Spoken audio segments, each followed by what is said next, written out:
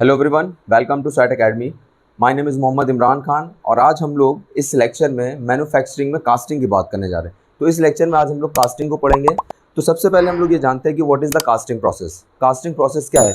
तो casting process में सबसे पहले हम लोग क्या करते हैं कि जिस भी मटेरियल को हमें कास्ट करना है या जिस भी मटेरियल से हमें प्रोडक्ट को फॉर्म करना है, उस मटेरियल को सबसे पहले हम लोग क्या करेंगे, लिक्विफाइड करेंगे। किसमें? फर्नेस में। मतलब फर्नेस में सबसे पहले हम लोग उसको हीटिंग दे के उसको प्रॉपर लिक्विफाइड करेंगे। लिक्विफाइड करने का मतलब उसको मेल्ट करना। ठीक है, जो लिक्विफाइड मेटल आपको मिलता है उसी को हम लोग मोल्टेन मेटल कहते हैं। ठीक है, तो सबसे पहले हम लोग क्या कर रहे हैं उसमें कि जो मटेरियल है उसको एक प्रॉपर हीटिंग दे के फर्नेस में क्या करते हैं, उसको लिक्विफाइड करते हैं, मतलब उसको मेल्ट करते हैं। उसके बाद इसी लिक्विफाइड मेटल को, लिक्विफाइड मेटल बोले या उसको मोल्टेन मेटल बोले, इसी लिक्विफाइड मेटल को या मोल्टेन मेटल को हम लोग क्या करते हैं, मोल्ड कैविटी में पोर करते हैं, मोल्ड कैविटी में डालते हैं। वो मोल्ड कैविटी क्या है? वो मोल्ड कैविटी वो कैविटी है जिस शेप का आपको प्रोडक्ट बनाना है, उसी शेप का वो मोल्ड कैविटी होता है। ठीक है, तो सबसे पहले हम मटेरियल को क्या करते हैं बेटा, फर्नेस में, सबसे पहले फर्नेस में उसको हम लोग हीटअप करते हैं जिस ताकि वो क्या कर जाए, मेल्ट कर जाए। उसके बाद हम लोग क्या करते हैं कि इसी मोल्टेन मेटल को मोल्ड कैविटी में, जिस शेप का आपको प्रोडक्ट बनाना है उसी शेप की मोल्ड कैविटी में इस मोल्टेन मेटल को डालते हैं और उसमें हम लोग क्या करते हैं, उसी मोल्ड कैविटी में उसको सॉलिडिफाई होने के लिए छोड़ देते हैं। और उसी मोल्ड कैविटी में वो जो मोल्टेन मेटल है, पिघला हुआ लोहा था या पिघला हुआ जो मेटल था, वो क्या करता है, सॉलिडिफाई होता है, ठोस होता है। ठीक, उसके बाद क्या होता है, जब वो प्रोडक्ट या जब वो मोल्टेन मेटल सॉलिडिफाई हो जाता है किस शेप में, डिजायर्ड शेप में, तब उसको हम लोग क्या करते हैं, मोल्ड कैविटी से बाहर निकाल लेते हैं। ठीक है, तो अगर हम लोग कास्टिंग प्रोसेस की बात करें तो कास्टिंग प्रोसेस सिंपल क्या है, इन कास्टिंग प्रोसेस सबसे पहले मटेरियल को हम लोग क्या करते हैं, मेल्ट करते हैं फर्नेस में। उसके बाद इस मोल्टेन मेटल को हम लोग मोल्ड कैविटी में पोर करते हैं, डालते हैं और उसी मोल्ड कैविटी में उसको सॉलिडिफाई होने देते हैं।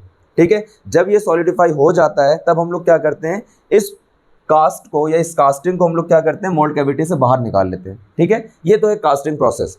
अगर हम लोग बात करें कि भाई कास्टिंग प्रोसेस में स्टेप क्या होते हैं, सबसे पहले स्टेप्स की बात करें कि किसी भी प्रोडक्ट को कास्टिंग के थ्रू बनाने के लिए, फाइनल प्रोडक्ट कास्ट करने के लिए उसमें स्टेप्स कौन कौन से होते हैं। तो सबसे पहले अगर हम लोग स्टेप्स की बात करें तो सबसे पहला स्टेप होता है मोल्ड बनाना और पैटर्न बनाना। सबसे पहला काम होगा हमारा preparation of the mould and pattern. Mould मतलब सांचा। ठीक है, और दूसरी चीज़ पैटर्न को फॉर्म करना। मोल्ड क्या होता है बेटा, पैटर्न क्या होता है, इसको डिटेल में हमें पढ़ना है, टाइप्स ऑफ पैटर्न भी पढ़ना है। लेकिन अभी फिलहाल के हम इतना समझते हैं कि सबसे पहले हमें क्या बनाना होता है, मोल्ड बनाना होता है जो एक तरह से सांचा है, और क्या बनाना होता है, पैटर्न्स बनाने होते हैं। पैटर्न क्या होता है बेटा, पैटर्न बेसिकली क्या होता है, pattern is nothing but it is the replica of the cast product. मतलब रिप्लिका मतलब उसका प्रतिरूप, एक तरह से मॉडल, किसका, जिस चीज़ को हमें बनाना है उसी का मॉडल होता है कौन, पैटर्न। ठीक है, ये पैटर्न किसी से भी बनाया जा सकता है बेटा, जैसे वुड, लकड़ी से भी बनाया जा सकता है, मेटल से भी बनाया जा सकता है, प्लास्टिक से भी बनाया जा सकता है, और आपका वैक्स से भी बनाया जा सकता है। जैसे सबसे मोस्ट कॉमन क्वेश्चन पूछा जाता है कि इन्वेस्टमेंट कास्टिंग में जो पैटर्न होता है वो किससे बनाया जाता है, that is made of wax. ठीक है, तो सबसे पहला काम है स्टेप का कि मोल्ड बनाएंगे और पैटर्न बनाएंगे। पैटर्न का मतलब क्या है, which is use to make the mould. तो सबसे पहले पैटर्न फॉर्म करेंगे आप बेटा, that is a replica of the cast product, मतलब प्रतिरूप किसका, जो फाइनल प्रोडक्ट बनाना है आपको, और इसी पैटर्न की मदद से ही हम लोग मोल्ड को तैयार करते हैं। ठीक है, सेकेंड स्टेप क्या होता है, सेकेंड स्टेप ये होता है कि मेटल को हम लोग क्या करेंगे बेटा, मेल्ट करेंगे और उसको क्या करेंगे, मोल्ड कैविटी में पोर करेंगे। So this is the second step. ठीक, थर्ड स्टेप क्या होता है, अब जो हमने मोल्टेन मेटल को पोर कर दिया मोल्ड कैविटी में, तो उसका क्या होगा बेटा, सॉलिडिफिकेशन होगा, वो सॉलिडिफाई होगा, लिक्विड से सॉलिड के फॉर्म में जाएगा, और फर्दर उसको हम लोग छोड़ देते हैं जब तक कि रूम टेम्परेचर तक ना आ जाए सॉलिडिफाई होके। और उसका सबसे लास्ट स्टेप क्या होता है बेटा, सबसे लास्ट स्टेप होता है कि अब हम उनमें इंस्पेक्शंस देखते हैं और उसमें हम लोग डिफेक्ट्स को देखते हैं। अगर उनमें कोई डिफेक्ट्स हैं या उसमें कुछ ज़रूरत है तो उसको हम लोग इंस्पेक्ट करके उसको मॉडिफाई कर लेते हैं और फाइनल हमें कास्ट प्रोडक्ट मिल जाता है। तो ये था थ्रू आउट बेटा आपका क्या चीज़, कि कास्टिंग प्रोसेस क्या है और उसमें स्टेप्स क्या है। तो बेसिक अगर हम लोग स्टेप्स की बात कर रहे हैं तो बेसिकली हमारे बेटा वो 4 स्टेप्स हैं। सबसे पहले पैटर्न को बनाना है। पैटर्न क्या है, एक रिप्लिका है, कास्ट प्रोडक्ट का प्रतिरूप है, और उस रिप्लिका की मदद से या उस पैटर्न की मदद से हम लोग क्या बनाते हैं, मोल्ड बनाते हैं। फिर इसी मोल्ड में या मोल्ड कैविटी में हम लोग क्या करते हैं, मोल्टेन मेटल को पोर करेंगे और उसमें उसको सॉलिडिफाई होने के लिए छोड़ देते हैं। जैसे वो सॉलिडिफाई हो जाता है बेटा, उसको हम लोग क्या कर लेते हैं, मोल्ड से बाहर निकाल लेते हैं। उसके बाद उसमें हम लोग इंस्पेक्शन और डिफेक्ट्स को चेक करते हैं। ठीक है, so this is the process, what is the casting process and the step in the casting process. अब अगर हम लोग बात करें कि सबसे पहले हो क्या रहा है चीज़ों में, कास्टिंग में हो क्या रहा है, तो सबसे पहले अगर मैं बात करूं आपसे कि यहाँ पर मान लो एक आपके पास ग्राफ जनरेट हो रहा है, अगर मान लो ये किसके किसके बीच हम लोग ग्राफ देखने जा रहे हैं बेटा, टेम्परेचर वर्सेस टाइम के बीच, ठीक है, टेम्परेचर वर्सेस टाइम के बीच। और एक अगर हम लोग प्योर मेटल की बात करें तो ये जो मैं ग्राफ बनाने जा रहा हूँ वो प्योर मेटल का कूलिंग ग्राफ बनाने जा रहे हैं, कूलिंग कर्व, ठीक है। और वो प्योर मेटल का कूलिंग कर्व किस तरह से आता है, कुछ इस तरह से,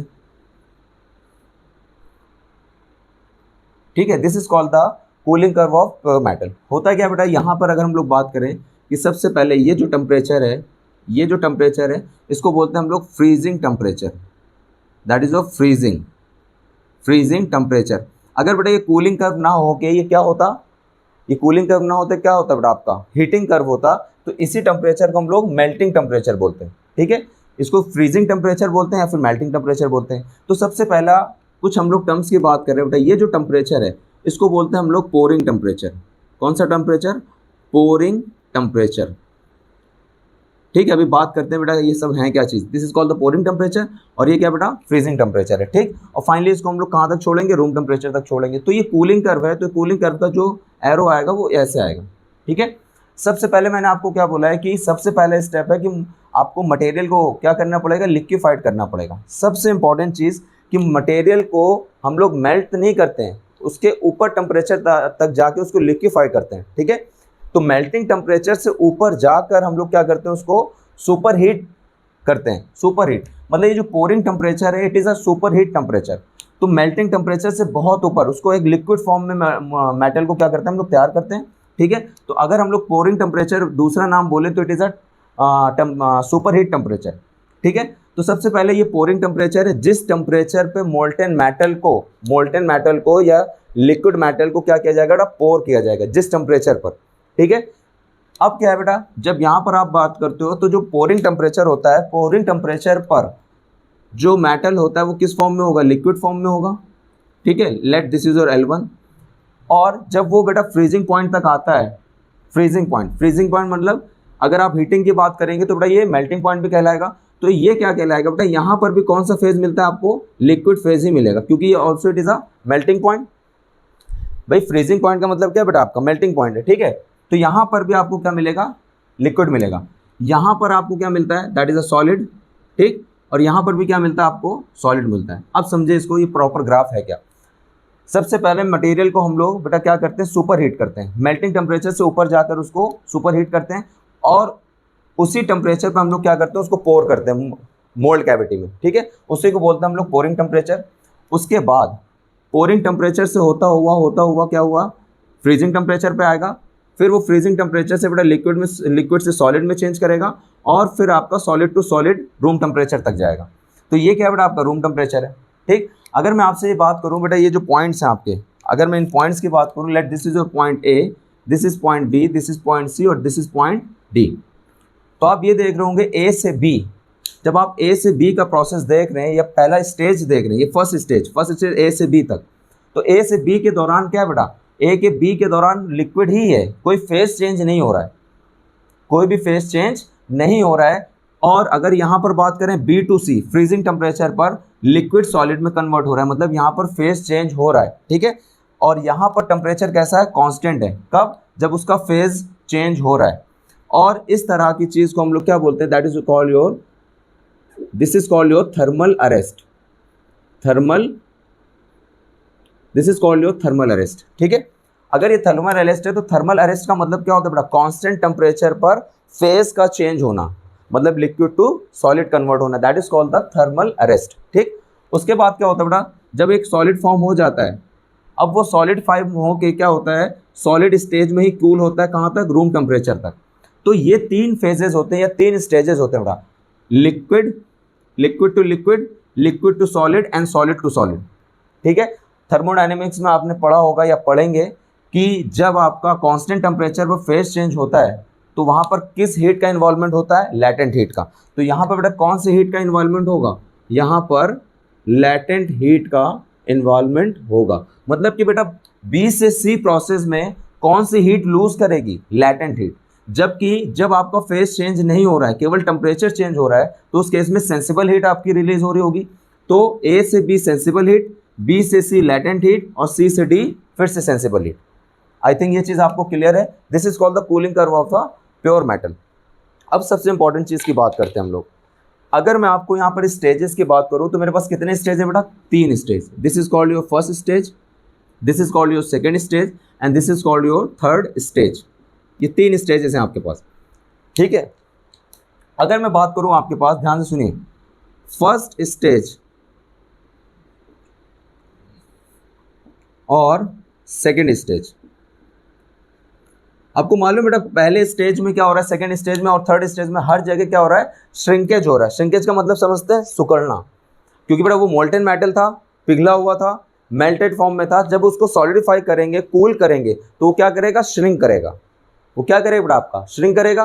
तो पहले जो श्रिंकेज की अगर हम बात करें तो जब आपका मोल्टेन मेटल को, ध्यान से सुनिए बेटा, जब हम लोग मोल्टेन मेटल को पोरिंग टेम्परेचर से रूम टेम्परेचर तक लाते हैं, जब हम मोल्टेन मेटल को पोरिंग टेम्परेचर से रूम टेम्परेचर तक लाते हैं तो उस दौरान उसके पास 3 तरह के श्रिंकेज होते हैं। श्रिंकेज तो during the pouring temperature to the room temperature there are 3 shrinkages. पहला श्रिंकेज जो होता है बेटा, liquid from pouring temperature to pouring temperature मतलब super heat temperature, pouring temperature to freezing temperature, pouring temperature to freezing temperature. ये पहला shrinkage है। इस दौरान भी श्रिंकेज होगा, ठीक है। सेकेंड श्रिंकेज की अगर बात करें, सेकेंड कौन सा बेटा? बी से सी। तो जो सेकेंड श्रिंकेज है बेटा, ये कौन सा आपका? ए से बी, और सेकेंड कौन सा है? बी से सी। बी से सी के दौरान क्या हो रहा है? बी से सी के दौरान बेटा जो श्रिंकेज हो रहा है, that is a shrinkage at freezing temperature. Shrinkage at freezing temperature, वो भी कब? जब बेटा आपका लिक्विड किस में कन्वर्ट हो रहा है? सॉलिड में कन्वर्ट हो रहा है, ठीक है। थर्ड आपका श्रिंकेज कौन सा होता है बेटा? Third solid from freezing temperature to room temperature.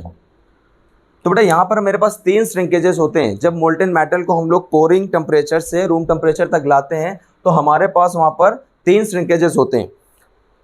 पहला श्रिंकेज होता है liquid from pouring temperature to freezing temperature. दूसरा होता है श्रिंकेज एट फ्रीजिंग टेम्परेचर, मतलब shrinkage from liquid to solid, ठीक। और थर्ड क्या होता है? Shrinkage from freezing temperature to room temperature. यहाँ तक क्लियर है चीज़ें? तो 3 श्रिंकेजेस हैं। अब यहाँ से सुनिए ध्यान से, सबसे इंपॉर्टेंट चीज़, जो पहले 2 श्रिंकेजेस होते हैं बेटा, पहले 2 श्रिंकेजेस होते हैं, श्रिंकेज का मतलब समझो बेटा? सिकुड़ना। अब जब आपने मालूम है कि जब आपका लिक्विड है, जब सॉलिडिफाई होगा तो उस दौरान उसको क्या करेगा? श्रिंक करेगा। अब जब वो श्रिंक करेगा तो ये जो कैविटी है बेटा, जिसमें आपने मोल्टेन मेटल भर दिया है, पिघला हुआ मेटल आपने भर दिया है, लिक्विफाइड मेटल आपने भर दिया है, तो जब ये सॉलिडिफाई होगा तो श्रिंक होगा। और अगर वो श्रिंक होगा तो ये कैविटी क्या हो जाएगी? खाली हो जाएगी कुछ। और अगर ये कैविटी खाली हो जाएगी तो उस केस में क्या होगा कि आपको फाइनल प्रोडक्ट तो इस शेप में चाहिए था और इस साइज़ का चाहिए था, तो उसका साइज़ क्या कर जाएगा? कम हो जाएगा। तब आपको क्या करना पड़ेगा बेटा? आपको एक्स्ट्रा मेटल को प्रोवाइड करना पड़ेगा। तो वो क्या होता है कि जो पहले 2 स्टेजेस हैं, पहला कौन सा बेटा? Liquid from pouring temperature to freezing temperature, और दूसरा shrinkage from liquid to solid. तो इन दोनों तरह के जो श्रिंकेजेस होते हैं, इन श्रिंकेजेस की पूर्ति करने के लिए, मतलब कंपनसेट करने के लिए, क्या चीज़ हम देते हैं कास्टिंग में? राइजर, ठीक है। So these 2 shrinkages are compensated by riser. ये सबसे इंपॉर्टेंट है बेटा, याद रखिए।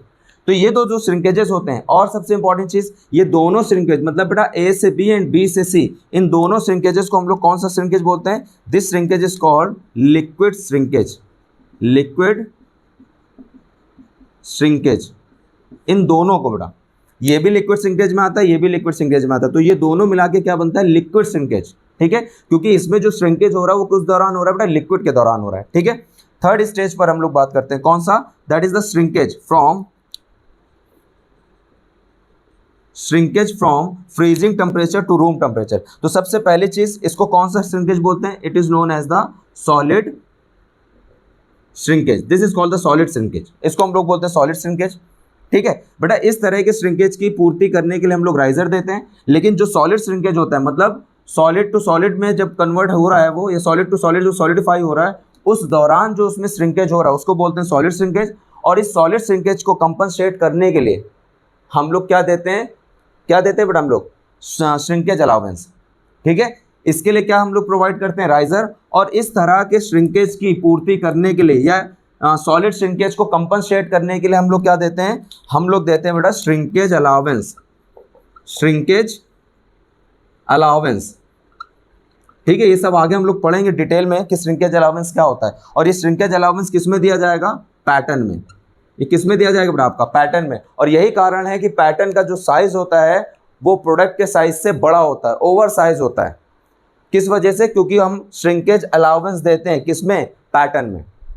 इसीलिए बोला जाता है बेटा कि जब हम लोग पैटर्न बोलते हैं तो बेसिकली पैटर्न होता क्या, that is known as pattern is equal to casting plus minus allowances. जो कास्ट प्रोडक्ट आपको करना है बेटा उसमें क्या आपको जोड़ना पड़ेगा या माइनस करना पड़ेगा, अलाउंसेस माइनस प्लस करने पड़ेंगे, और तब जाके वो पैटर्न का साइज बनता है। ठीक है, तो बेटा अगर मैं आपसे बोलूं कि पैटर्न में जो ओवर साइजिंग होती है वो किस वजह से होती है, पैटर्न में ओवर साइजिंग किस लिए होती है, वो श्रिंकेज अलाउंस की वजह से होती है, ताकि हम कौन से श्रिंकेज को कंपनसेट करें, पूर्ति कर सकें, सॉलिड श्रिंकेज को।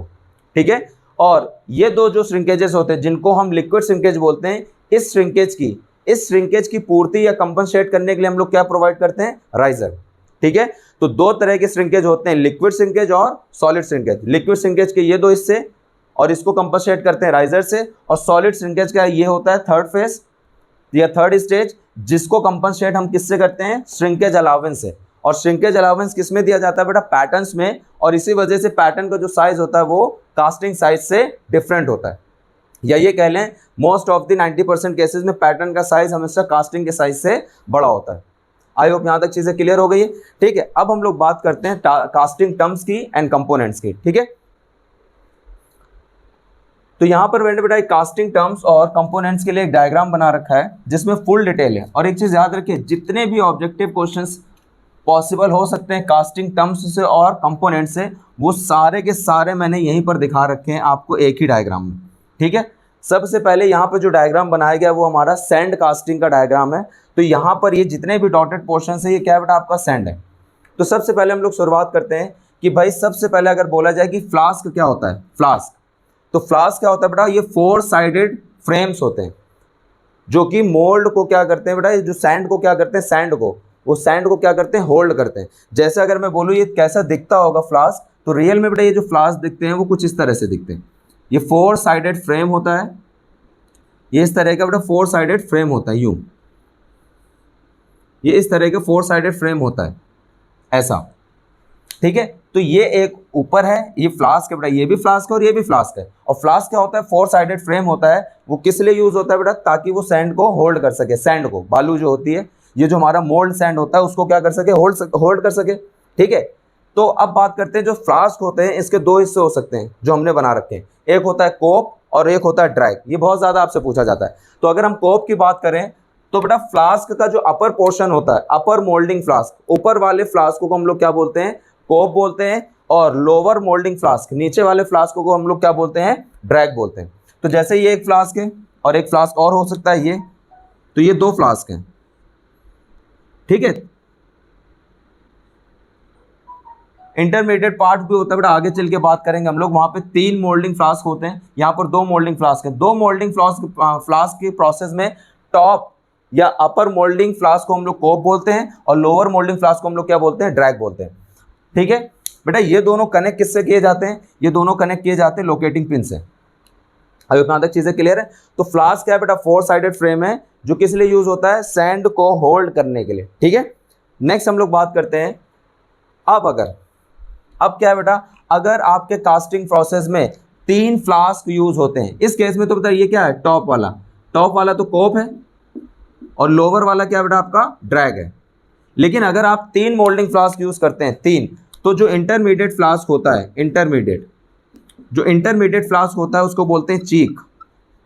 उसको क्या बोलते हैं बेटा हम लोग, चीक। ठीक है, ये कई बार पूछा जाता है। अगर वो 2 फ्लास्क फ्रेम से बना है तो टॉप का कोप और बॉटम का क्या कहलाता है, ड्रैग। अगर वो 3 पार्ट से मिलकर बना है तो उसके इंटरमीडिएट फ्लास्क को क्या बोलते हैं, चीक।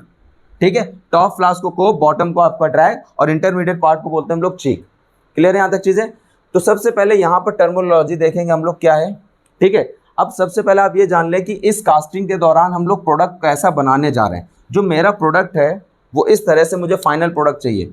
मुझे जो फाइनल प्रोडक्ट चाहिए वो कुछ ऐसा प्रोडक्ट चाहिए। मुझे कास्टिंग से बेटा कुछ ऐसा प्रोडक्ट चाहिए, फाइनल प्रोडक्ट। ठीक है, और इस फाइनल प्रोडक्ट के दौरान यहाँ पर बेटा एक क्या है, इसमें होल भी है, ध्यान से देखें, इसमें एक होल भी मुझे चाहिए। इस तरह के कास्टिंग प्रोडक्ट है, ये मेरा फाइनल प्रोडक्ट है, फाइनल। ठीक है, तो फाइनल प्रोडक्ट के लिए बेटा इसी तरह का आपको क्या बनाना पड़ेगा, पैटर्न सबसे पहले बनाना पड़ेगा। ठीक है, और उस पैटर्न में कुछ अलाउंसेस देने पड़ेंगे। ठीक है, और उसके बाद क्या करेंगे हम लोग, मोल्ड कैविटी फॉर्म करेंगे। तो हमारा ये मोल्ड कैविटी फॉर्म हो जाता है। ठीक है, वो किस तरह से बनाते हैं सब बेटा हम लोग आगे देखेंगे। यहाँ बस हम लोग टर्मिनोलॉजी की बात कर रहे हैं और कंपोनेंट्स की बात कर रहे हैं। ठीक है, तो मोल्ड कैविटी प्रिपेयर हो जाती है। तो सबसे पहले यहाँ पे स्टार्ट करते हैं हम लोग कि सबसे पहले मोल्टेन मेटल को हम लोग किसके थ्रू लाते हैं, लैडल के थ्रू लाते हैं। अब इस लैडल के थ्रू हम लोग इसको पोरिंग बेसिन में पोर करते हैं। पोरिंग बेसिन क्या है बेटा, पोरिंग बेसिन एक फनल शेप की रिजर्वायर होती है। फनल मतलब बेटा कुप्पी, फनल शेप की एक रिजर्वायर होती है, जिस रिजर्वायर में बेटा मोल्टेन मेटल क्या होता है, पोर होता है। क्लियर है चीज? तो बेटा पोरिंग बेसिन क्या है, पोरिंग बेसिन एक रिजर्वायर है जिसमें मोल्टेन मेटल को पोर करते हैं, किससे, लैडल से। क्लियर है? अब पोरिंग बेसिन के जस्ट तुरंत बाद क्या होता है, स्प्रू कनेक्ट होता है। स्प्रू क्या है, स्प्रू एक वर्टिकल पैसेज है, याद रखिएगा, it is a vertical passage. It is a vertical passage जो क्या काम करता है बेटा, मोल्टेन मेटल को पोरिंग बेसिन से गेटिंग सिस्टम तक लाता है या मोल्ड कैविटी तक पहुंचाता है।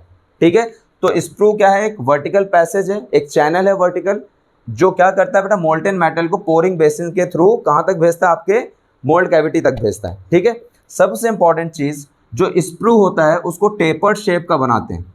स्प्रू जो होता है उसको हम लोग टेपर्ड शेप का बनाते हैं ताकि हम लोग क्या चीज अवॉइड कर सकें, to avoid the effect of air aspiration. क्या होता है अभी हम लोग बात करेंगे इसको। ठीक है, इंपॉर्टेंट चीज क्या है कि अगर हम लोग बात करें, जब स्प्रू का हम लोग डिजाइन करेंगे तब हम लोग बात करेंगे कि बेटा एयर एस्पिरेशन बेसिकली होता क्या है। खैर, स्प्रू क्या होता है बेटा, एक वर्टिकल डिक्रीजिंग एरिया का पैसेज होता है जो कि पोरिंग बेसिन को रनर के साथ या गेटिंग सिस्टम के साथ क्या करता है, कनेक्ट करता है। ठीक है, अब क्या होता है बेटा, स्प्रू में एक स्ट्रेनर लगा होता है। स्ट्रेनर का मतलब क्या होता है, that is known as the filter. That is known as the filter. Filter होता है, ये क्या काम करता है बेटा, जो मोल्टेन मेटल आ रहा है उसमें कुछ ड्रॉसेस होते हैं। ड्रॉसेस मतलब ऑक्साइड फॉर्म में होते हैं ड्रॉसेस। तो उन ड्रॉसेस को क्या करता है, वो रोकता है, क्या करता है, उनको फिल्टर करता है। ड्रॉसेस बोल लीजिए या फिर बेटा कुछ इंप्योरिटीज या जो फॉरेन पार्टिकल्स होते हैं, बाहरी जो कण होते हैं, वो कौन सेपरेट करता है मोल्टेन मेटल से, स्ट्रेनर। तो स्ट्रेनर क्या काम करता है बेटा, एज अ फिल्टर काम करता है, जिसका काम क्या होता है, ड्रॉस को और इंप्योरिटीज को अलग करना मोल्टेन मेटल से, ताकि वो बेटा आपका मोल्टेन मेटल के साथ किस में ना चला जाए, मोल्ड कैविटी में ना चला जाए। ठीक है, कभी कभी आपसे पूछता है बेटा स्ट्रेनर किससे बनाते हैं। स्ट्रेनर जनरली किससे बनाते हैं हम लोग, that is made of ceramics. अच्छा, सिरामिक्स तो बनाते हैं लेकिन साथ में उसकी हम पोरोसिटी क्या रखते हैं, हाई पोरोसिटी रखते हैं। हाई पोरोसिटी, पोरोसिटी का मतलब क्या होता है बेटा, बड़े बड़े उसमें होल होना, छिद्र होना। जैसे अगर मैं बात करूं, यहाँ पर एक चीज़ मैंने ये बनाई है और एक चीज़ मैंने ये बनाई है, सेम साइज़ के, लेकिन इसमें मैंने इतने बड़े बड़े पैसेज दिखाएं, छेद, और इसमें मैंने बेटा उससे कम दिखाएं। ये देखिए, तो इसकी पोरोसिटी क्या होगी बेटा, ज़्यादा होगी। तो मतलब इसमें पोरोसिटी ज़्यादा है। तो जो स्ट्रेनर होता है बेटा, वो सिरामिक से बनाते हैं और उसकी पोरोसिटी क्या होती है, हाई होती है। क्लियर है यहाँ तक चीज़? और स्ट्रेनर का काम होता है to remove the dross and impurities. ठीक है, नाउ अब मोल्टेन मेटल क्या किया बेटा, पोर होके स्प्रू से होता है, वो कहाँ जाएगा, उसके बॉटम पर, that is called the bottom of the sprue, और ये क्या होता है, टॉप ऑफ द स्प्रू। ठीक है, एक और चीज बेटा, पोरिंग बेसिन का केवल काम ये नहीं है कि एज अ रिजर्वायर ही काम करेगा वो और अपने पास वो मोल्टेन मेटल को भर लेगा। साथ में वो क्या इंश्योर करता है कि स्प्रू की एंट्री पर जो मोल्टेन मेटल है वो स्मूथली फ्लो करे। वो ताकि स्मूथली फ्लो करे। तो हम लोग डायरेक्ट बेटा हम लोग स्प्रू में मोल्टेन मेटल को पोर नहीं करते, हम लोग पोरिंग बेसिन में डालते हैं, उसके बाद पोरिंग बेसिन से होता हुआ वो स्प्रू में आता है। और स्प्रू की एंट्री पर जो एंट्री हो रही है पोरिंग बेसिन की, वो कैसी हो रही है, स्मूथ हो रही है। ये कौन बताता है आपको, पोरिंग बेसिन, ठीक है। और स्प्रू कैसा चैनल है, एक वर्टिकल चैनल है जो क्या काम करता है बेटा, मोल्टेन मेटल को पोरिंग बेसिन से कहाँ भेजता है, आपकी मोल्ड कैविटी में भेजता है। लेकिन इसका शेप कैसा होता है, टेपर्ड शेप होता है, डिक्रीजिंग एरिया का। किस लिए, ताकि वो क्या चीज हम लोग अवॉइड कर सकें, एयर एस्पिरेशन को, ठीक है। एयर एस्पिरेशन क्या होता है अभी जस्ट बात करेंगे हम लोग। उसके बाद बॉटम में, स्प्रू के बॉटम में बेटा ये सब क्या है, यहाँ पर सैंड भरा हुआ ना, बालू ये सब है, सैंड है। तो जब ये सैंड है तो एक बात बताइए, जब स्प्रू से मोल्टेन मेटल गिरेगा, मान लीजिए यहाँ पर मोल्टेन मेटल गिरेगा, तो स्प्रू से जब मोल्टेन मेटल आएगा पोर होते हुए यहाँ पर, तो ये क्या करेगा बेटा, डायरेक्ट अगर इस पर गिरेगा, और यहाँ पर क्या है बेटा आपके, यहाँ पर क्या है, सैंड है, अगर केवल सैंड लगा होता, केवल सैंड, बालू वगैरह जो होती है जिससे हम लोग बेटा मोल्ड को प्रिपेयर करते हैं, तो क्या करेगा, जैसे बेटा ये क्या करेगा, मोल्टेन मेटल इस पर गिरेगा, तो ये क्या करेगा, स्प्लैश करेगा ना, स्प्लैश मतलब छितरना, मोल्टेन मेटल क्या करेगा, छितरेगा, स्प्लैश करेगा, और साथ में क्या करेगा, वो मोल्ड कैविटी को इरोड कर देगा, उखाड़ देगा। तो जो हमारी जो सैंड है उसको उखाड़ देगा, तो जो हमारा फ्लैट सरफेस दिख रहा था वो कैसा हो जाएगा, वहाँ से इरोड हो जाएगा, मतलब सैंड पार्टिकल्स निकल जाएंगे। अब आप कहोगे इससे नुकसान क्या होगा, इससे नुकसान ये होगा बेटा, ये जो सैंड पार्टिकल्स हैं, जब अगर यहाँ से सैंड पार्टिकल्स इरोड हो जाएंगे इसके मेटल के गिरने की वजह से, मोल्टेन मेटल के गिरने की वजह से, तो ये सैंड पार्टिकल कहाँ जाएंगे, मोल्ड कैविटी में, जो एज अ इम्प्योरिटी रहेंगे। और इसी डिफेक्ट को हम लोग क्या बोलते हैं बेटा, इंक्लूजन, ठीक है। डिफेक्ट आगे पढ़ेंगे हम लोग। तो इसी चीज़ को बचाने के लिए, किस चीज़ को बचाने के लिए बेटा, कि सैंड का इरोजन ना हो, मतलब सैंड ना उखड़े, किसके बेस से, स्प्रू के बेस से, किसकी वजह से, मोल्टेन मेटल के टकराने की वजह से। तो उसके बेस पे हम लोग क्या लगा देते हैं, स्प्लैश कोर। तो स्प्लैश कोर भी किससे बनाते हैं बेटा, हम लोग सिरामिक से ही बनाते हैं, और या फायर क्ले से भी बनाते हैं। जनरली हम लोग इसको सिरामिक से बनाते हैं, लेकिन इसकी पोरोसिटी क्या होती है, इससे कम होती है, स्ट्रेनर से। इसमें छोटे छोटे होल्स होते हैं। अब इसमें होल्स क्यों किया जा रहा है बेटा, जो इसका नाम है स्प्लैश कोर। जो जब बेटा आपका मोल्टेन मेटल ऊपर से गिर रहा था, और अगर यहाँ पर स्प्लैश कोर ना होता, ये स्प्लैश कोर ना होता, केवल और केवल यहाँ पे बेटा सैंड पार्टिकल्स होते, तो मोल्टेन मेटल क्या करता है, यहाँ पे गिरता और स्प्लैश करता है ना, छितर बितर करता है इधर से उधर। तो इसी स्प्लैशिंग को रोकने के लिए यहाँ पे स्प्लैश कोर बनाया जाता है। और इसका सबसे बड़ा जो फंक्शन होता है कि मोल्टेन मेटल के गिरने की वजह से ये जो सैंड पार्टिकल्स है बेटा, यहाँ पर सैंड पार्टिकल्स है ना, यहाँ हर जगह, अगर ये ना होता तो ये सैंड पार्टिकल उखड़ जाते, इरोड कर जाते। तो स्प्लैश कोर का फंक्शन क्या होता है बेटा, to avoid the erosion of the sand. Clear है यहाँ तक चीज़। उसके आगे बढ़ते हैं हम लोग। अच्छा एक चीज़ और है, यहाँ सबसे मिनिमम एरिया होता है बेटा, सबसे मिनिमम एरिया होता है, और इस सबसे मिनिमम एरिया को बोलते हैं हम लोग चोक। तो चोक क्या है, मिनिमम एरिया है गेटिंग सिस्टम में, और इसका फंक्शन क्या होता है बेटा, to control the flow rate. Molten metal के फ्लो रेट को कौन कंट्रोल कर रहा है बेटा, दैट मिनिमम एरिया, जिसको हम लोग बोलते हैं चोक, ठीक। अब आपका मोल्टेन मेटल यहाँ से होता हुआ, यहाँ से जाता हुआ, अब ये जो पैसेज है बेटा, हॉरिजॉन्टल पैसेज, इस हॉरिजॉन्टल पैसेज को हम लोग क्या बोलते हैं, गेटिंग सिस्टम का पार्ट है। अच्छा गेटिंग सिस्टम किसको बोलते हैं बेटा, गेटिंग सिस्टम में ये सब इन्वॉल्व है, पोरिंग, बेसिंग, स्प्रू और रनर, राइजर, ये सब किस में आते हैं, गेटिंग सिस्टम में आते हैं। लेकिन इसके हॉरिजॉन्टल जो पैसेज होता है, हॉरिजॉन्टल पैसेज, उसको क्या बोलते हैं हम लोग, रनर। हॉरिजॉन्टल पैसेज होता है उसको क्या बोलते हैं हम लोग, रनर। तो रनर का फंक्शन क्या है बेटा, रनर का फंक्शन है to connect the mould cavity to the base of the sprue.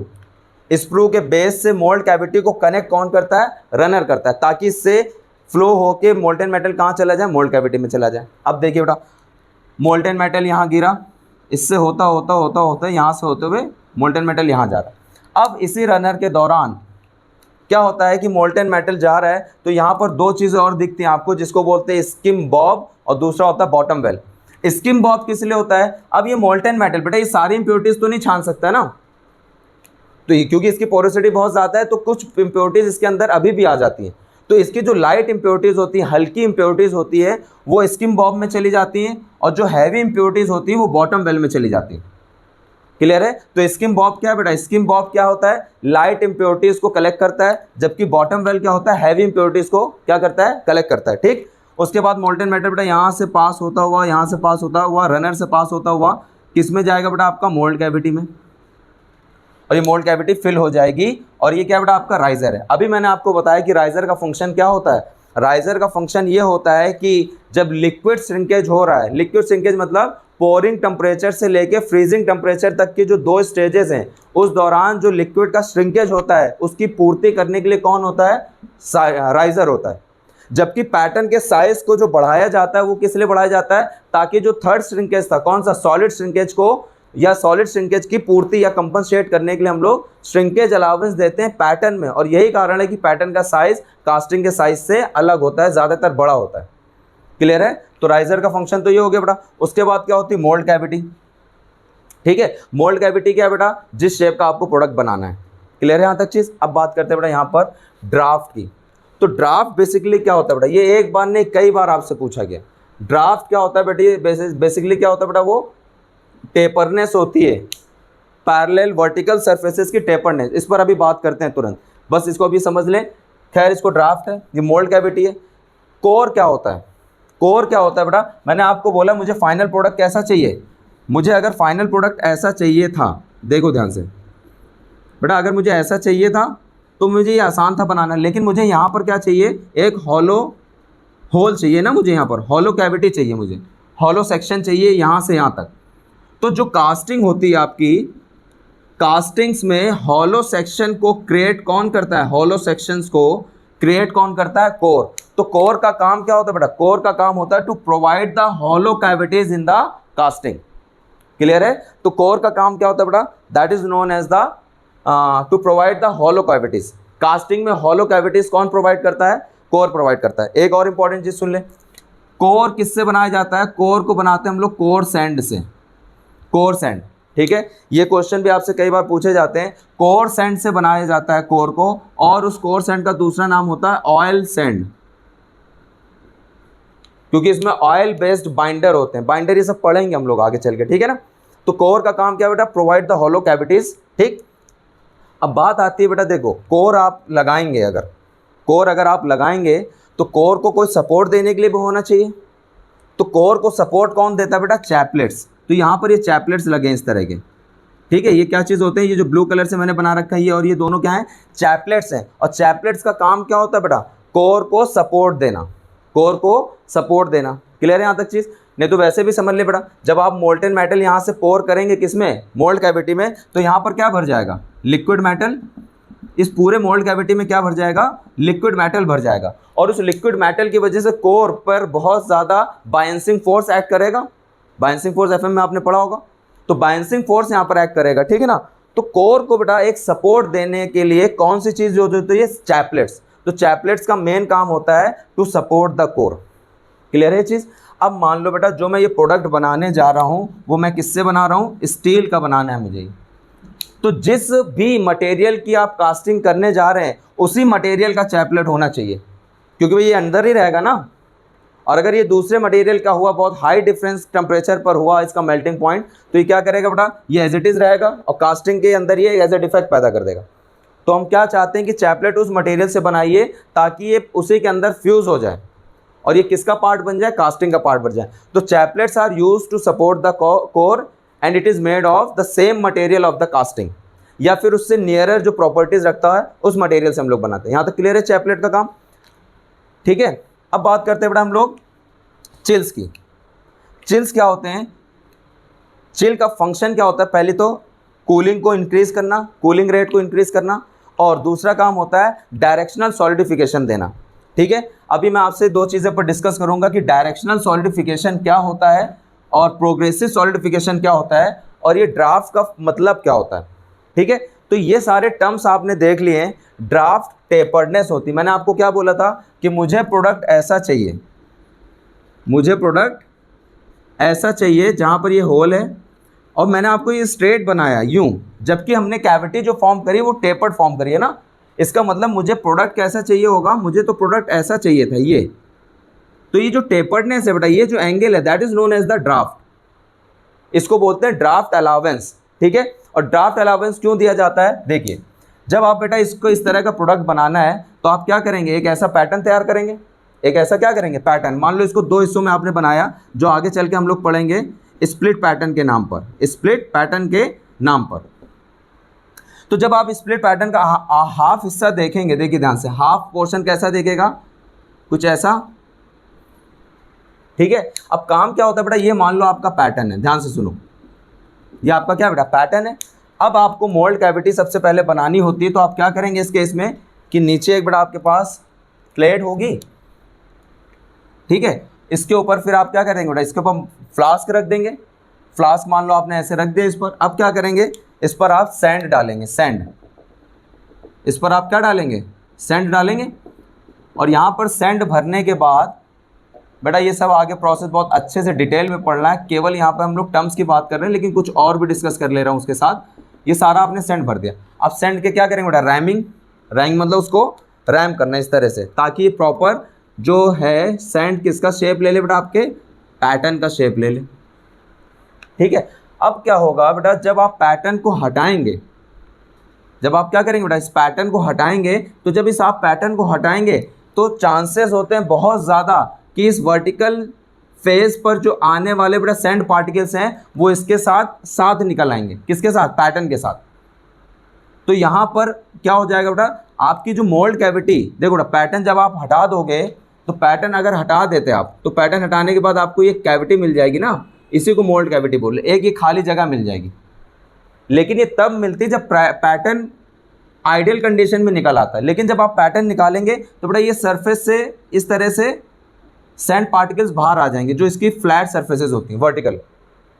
तो हम क्या करते हैं बेटा, ताकि हम इसको पैटर्न को आसानी से मोल्ड से निकाल सकें, तो हम लोग बेटा स्ट्रेट जो आपकी वर्टिकल फेजेस होते हैं उनको कैसा बना देते हैं, हम टेपर्ड बना देते हैं। तो अब हमारा जो पैटर्न है वो कुछ ऐसा है, मतलब चाहिए तो मुझे ऐसा था यूं, लेकिन अब हम ऐसा करते हैं। अब क्या होगा बेटा, ये आसानी से इस मोल्ड से बाहर आ जाएगा, ठीक है। अब बाहर आ जाएगा, जब बेटा फाइनल प्रोडक्ट आएगा हमारा बाहर, तो वो इस फॉर्म में आएगा, फाइनल प्रोडक्ट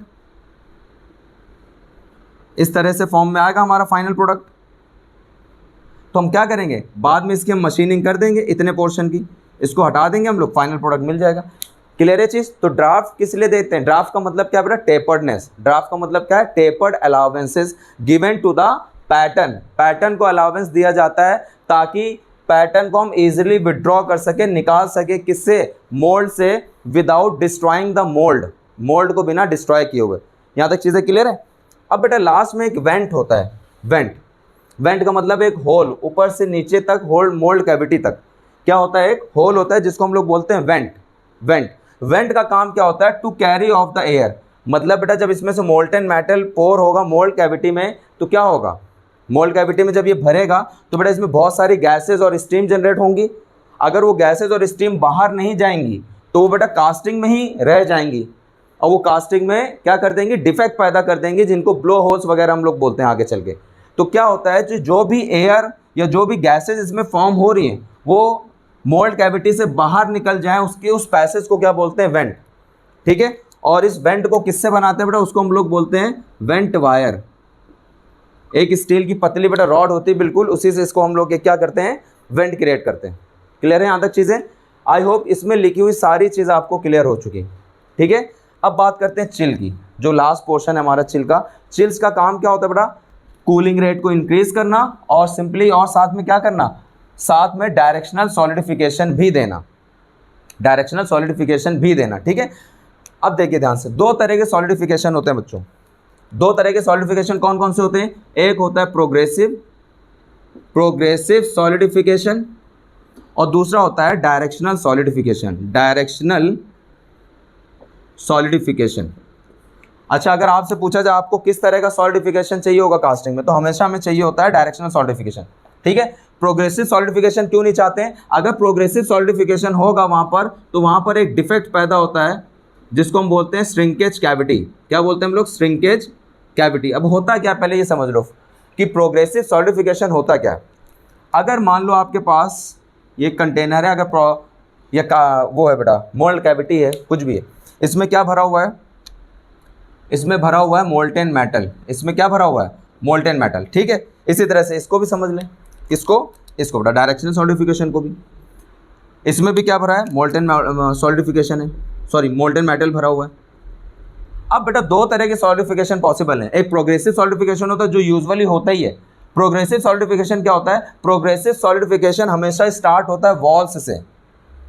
वॉल्स से मतलब ये जो बेटा लिक्विड फॉर्म है, ये सॉलिड का इनिशिएशन स्टार्टिंग सॉलिड की कहाँ से होगी? यहाँ से। ये सॉलिड फॉर्म यहाँ से बनना स्टार्ट होंगे, कहाँ से? उसकी वॉल से। ये सॉलिड में यहाँ से कन्वर्ट होंगे और हमेशा ये वॉल की परपेंडिकुलर डायरेक्शन में प्रोग्रेस करते हैं, परपेंडिकुलर डायरेक्शन में, परपेंडिकुलर डायरेक्शन में सॉलिडिफाई होंगे। तो इस तरह से बेटा ये सॉलिडिफाई होते होते कुछ ऐसे आते हैं, यूँ इस तरह से सॉलिडिफाई हो रहा है। और फाइनली क्या होता है बेटा, इस तरह से सॉलिडिफाई होते होते ये पूरा सॉलिडिफाई हो जाता है और लास्ट में यहाँ पर एक कैविटी रह जाती है जहाँ पर मोल्टेन मेटल सॉलिडिफाई हो, मतलब यहाँ पर एक कैविटी फॉर्म हो जाती है, क्योंकि बेटा चारों तरफ से मोल्टेन मेटल क्या हो रहा है? सॉलिडिफाई हो रहा है। तो बीच में एक कैविटी रह जाती है जिसको बोलते हैं श्रिंकेज कैविटी। तो अगर प्रोग्रेसिव सॉलिडिफिकेशन होता है तो उसमें हमेशा एक क्या होता है बेटा, डिफेक्ट होने के चांसेस होते हैं जिसको बोलते हैं श्रिंकेज कैविटी। तो इसी श्रिंकेज कैविटी से बचने के लिए हम क्या चाहते हैं हमेशा कि हमारा सॉलिडिफिकेशन कैसा हो? डायरेक्शनल सॉलिडिफिकेशन हो। और डायरेक्शनल सॉलिडिफिकेशन क्या होता है? In a particular direction, one direction में सॉलिडिफिकेशन होता है। जैसे डायरेक्शनल सॉलिडिफिकेशन कैसा होता है? ये सॉलिडिफाई ऐसे होगा इन अ वन डायरेक्शन। और किस डायरेक्शन में होता है बेटा? कास्टिंग से जो सबसे दूरी वाला हिस्सा है उस डायरेक्शन में होता है। जैसे इस केस में बात करें तो डायरेक्शनल सॉलिडिफिकेशन ऐसे होगा, यूं farther away from the moulding. ठीक है, तो डायरेक्शनल सॉलिडिफिकेशन ये होता है। तो डायरेक्शनल सॉलिडिफिकेशन से हम लोग क्या चीज़ बचाते हैं? श्रिंकेज कैविटी को बचाते हैं। बोलिए यहाँ तक चीज़ें क्लियर है? आई होप यहाँ तक चीज़ें आपको क्लियर हो गई होंगी। अब इसके लिए डायरेक्शनल सॉलिडिफिकेशन ऐसे नहीं मिलेगा, तो वहाँ पर बेटा आपको एक ऐसे मटेरियल यूज़ करना पड़ेगा ताकि हीट ट्रांसफ़र जो है वो उसी डायरेक्शन में हो जाए। तो उसके लिए हम लोग किसको यूज़ करते हैं? चिल्स को। तो बेटा अगर मैं इधर चिल लगा दूँ तो ये जो आपका टेम्परेचर वो इधर ही फ्लो करने लगेगा और जो सॉलिडिफिकेशन है वो इसी डायरेक्शन में होने लगेगा। तो चैपलेट्स का चिल का काम क्या होता है? डायरेक्शनल सॉलिडिफिकेशन देना। डायरेक्शनल सॉलिडिफिकेशन किस लिए देते हैं? ताकि हमारी श्रिंकेज कैविटी ना हो प्रोडक्ट में। और साथ साथ चिल का दूसरा काम क्या होता है बेटा? चिल मतलब ठंडा ही होता है ना। चिल का मतलब होता है इंक्रीजिंग रेट, कूलिंग रेट को इंक्रीज करना। क्लियर है यहाँ तक चीज़? अब बेटा यहाँ पे जो डायग्राम बनाया गया था वो बेसिकली सैंड कास्टिंग का बनाया गया है। और सैंड कास्टिंग के लिए हम लोग क्या बेसिकली यूज़ करते हैं? मोल्डिंग सैंड यूज़ करते हैं ना। और सबसे ज़्यादा मोस्ट कॉमन जो सैंड है वो कौन सी है आपकी? That is a silica sand. Silica sand, ठीक है। मोल्डिंग सैंड सबसे मोस्ट कॉमन सैंड कौन सी बेटा? सिलिका सैंड है। और silica sand in the form of quartz. किस फॉर्म बेटा? क्वार्ट्ज के फॉर्म में होता है। क्लियर है? आई होप इसमें लिखी हुई सारी चीज़ें आपको क्लियर है। एक और है पार्टिंग लाइन। पार्टिंग लाइन क्या होता है बेटा? पार्टिंग लाइन जो होता है वो डिवाइडिंग लाइन होता है। किसके किसके बीच? कोप और ड्रैग को जब रखा जाएगा तो बेटा एक लाइन फॉर्म होगी ना, इसी लाइन को क्या बोलते हैं हम लोग? Parting line. और इसी पार्टिंग लाइन को क्या बोलते हैं? सेपरेटिंग लाइन, जो कोप और ड्रैग को सेपरेट करता है। क्लियर है यहाँ तक चीज़? अब मैंने एक और चीज़ बोली थी आपको कि अगर ये 3 पीसेज में बनेंगे तो उसके इंटरमीडिएट बीच वाले हिस्से को बोलते हैं चीक। ठीक है, तो बेटा ये थे आपके कास्टिंग टर्म्स एंड कंडीशन, केवल कंपोनेंट्स। तो यहाँ पर केवल कास्टिंग टर्म्स और कंपोनेंट्स हमने नहीं पढ़े बच्चों, हमने बहुत सारी चीज़ें इसमें डिस्कस करी हैं। अब आप अगर जाके क्वेश्चंस को देखेंगे तो इसमें बहुत सारे क्वेश्चन आपको मिल जाएंगे। बस ये जो आपका है ये पूरा का पूरा एक तरह से समरी है। ठीक है, तो इसको बहुत अच्छे से समझ लेंगे और पढ़ लेंगे। ठीक है, तो यहाँ का लेक्चर हम लोग यहीं पर फिनिश करते हैं। Thank you so much.